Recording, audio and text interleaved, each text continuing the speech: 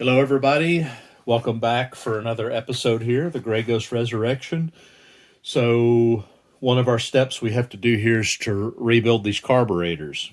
And there's some problems with these carburetors that we're going to address, and I'm going to talk about that. This is not about rebuilding the carbs. There's another video on that that I have. This is just sort of talking about it and understanding how it all works and what some of the problems were and what we're going to do to fix those. So it is a dual carb setup here connected by this plate. And to work on these carburetors, you need these JIT, Japanese Industrial, forgot what the T stands for, but it's like a Phillips screwdriver, but it's got a flatter head on it. If you try to use Phillips screwdrivers on these things, you're going to end up stripping screws out because the point of the screwdriver bottoms out in the screw. I don't know if you can see this, but they're these kind of screws where they're shallower in there. So make sure you have the right screwdriver. And then we've got a little tool here that we're going to use. This is to take out the fuel pump, one-way valves. We'll talk about all that stuff. Of course, you want to make sure you've got a genuine Mikuni rebuild kits. This is from OSD Marine. It's got the needle valves in it as well that we're going to replace. So one thing to talk about here is that these bodies are essentially the same, but there's a difference in the PTO and the mag.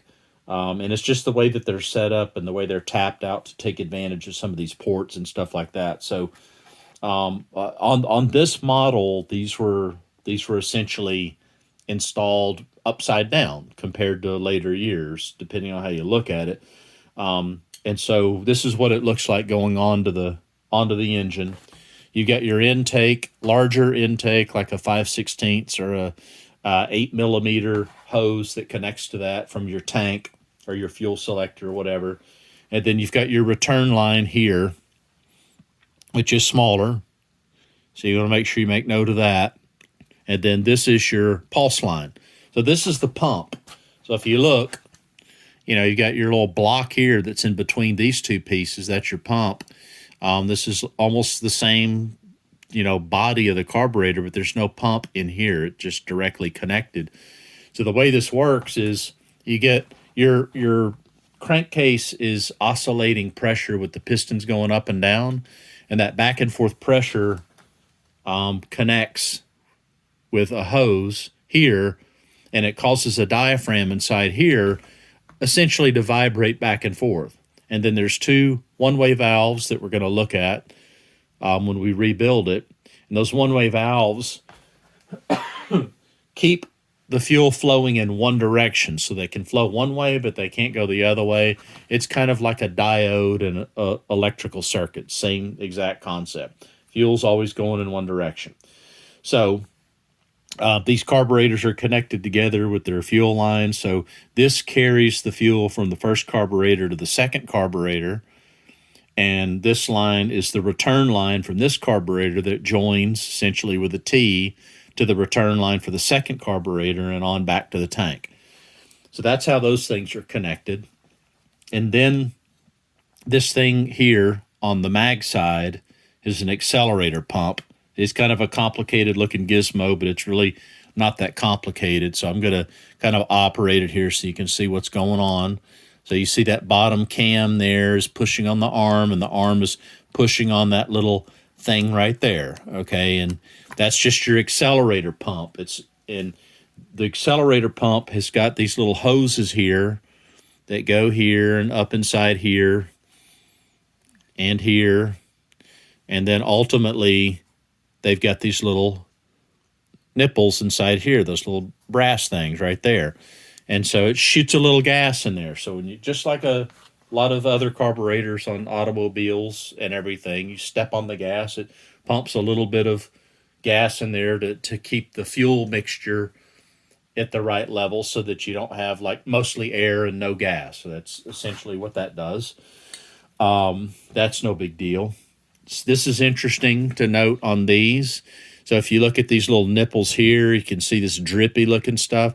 This is epoxy where some of these carburetors have choke valves in them where you choke out the air so that you change your fuel mixture by choking out the air so you get more gas on startup and things like that. You guys know what a choke is. This does the same purpose as a choke, but kind of in an opposite way. Instead of choking out the air, it actually adds more gas. And so that's what's going on here. And it connects to a primer pump that you operate with your fingers, a little hand, a little pump. And it basically just shoots a little gas inside here. It comes out of this little hole that would otherwise have the little axle there for the choke butterflies. It comes out that little hole. Same thing as pouring a little bit of gas in the spark plug holes. Okay. The other thing is, let's see, you've got your low speed adjustment screws here, and you got your high speed adjustment screws here, and where is it? Back in here. I don't know if you can see that. There's an H here, in case you can't find it. And there's specs on this stuff, and so we're going to set those back to factory specs and so forth. But the high and low speed screws are pretty normal things on this. Now, the thing to really what's interesting about this that we have to be aware of that we're going to change is two things. One is each one of these carburetors, the diaphragm on the back side, both here and also here. Notice they have these little nipples on them. Those nipples go to a solenoid that's electronically controlled. And that was a problem on these skis, and I'll explain why. The diaphragms inside here open and close your needle valves, your main fuel circuit. Normally the way it works is these are open to atmospheric pressure. There's usually just a hole here, right? Just so that it's open to the outside. And what happens is, when you step on it and your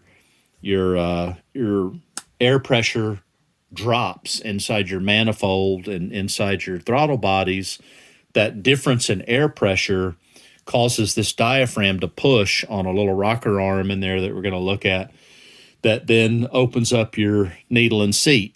And that's how they typically work.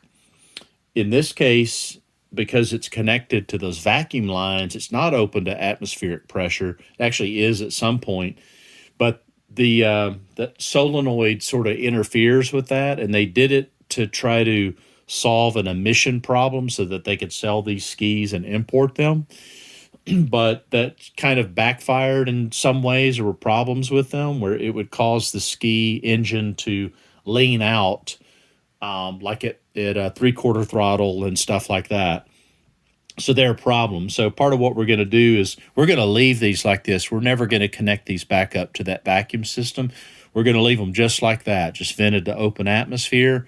And then I said there were two problems, or at least two parts of this. So that's part of it. The other part is inside the needle and seat. There's a spring in there that controls your pop-off pressure. And apparently on these models, they had a shim in there. We're going to see what that looks like, if it even has it. It may not even have it. We'll see. But it's a shim in there that goes underneath that spring.